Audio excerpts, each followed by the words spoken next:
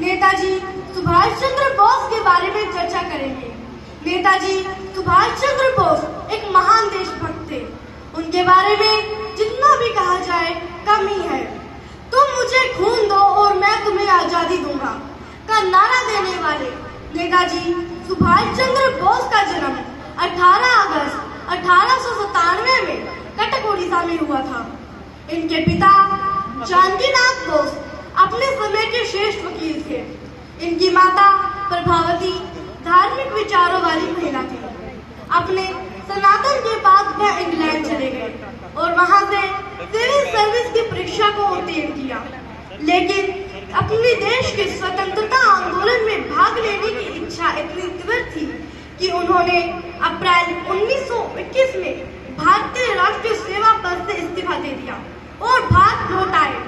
1943 में उन्होंने पहली भारतीय राष्ट्रीय सेना आजाद हिंद फौज का गठन किया और हजारों भारतीय राष्ट्रीय युवाओं को ब्रिटिश शासन से स्वतंत्रता के लिए संघर्ष करने के लिए प्रेरित किया।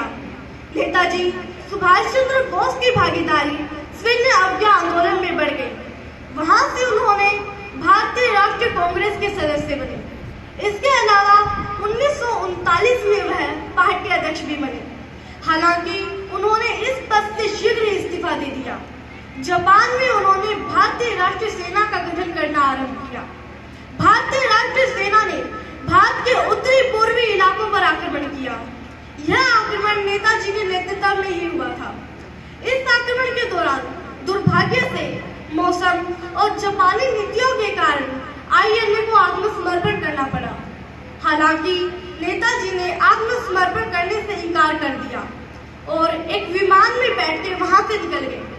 वह विमान दुर्भाग्यवश दुर्घटनाग्रस्त हो गया, जिस कारण 18 अगस्त 1945 में उनका निधन हो गया।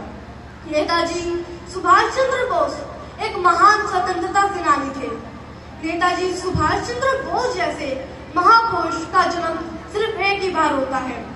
इनके जैसे महापुरुष ने न ही कभी तुम्हारा जन्म लिया है और न ही कभी लेंगे। धन्य है वो मां जिसने ऐसे सपूत को जन्म दिया, और उससे भी धन्य है हमारा देश, जहाँ पे भगत सिंह, चंद्रशेखर आजाद, सुखदेव जैसे अमर सपूतों ने जन्म लिया है। नेताजी सुभाष चंद्र बोस की भागीदारी भारत को स्वतंत्र करने के लिए बहुत ही ज्यादा भूमिका निभाई है। इन्हीं जैसे महापुरुषों के कारण आज हमारा देश आजाद है।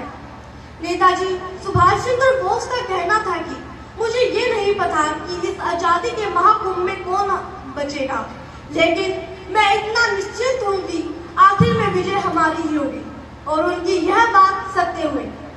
इन्हीं शब्दों के साथ मैं अपनी वाणी को विराम देती हूँ। भारत माता की धन्यवाद।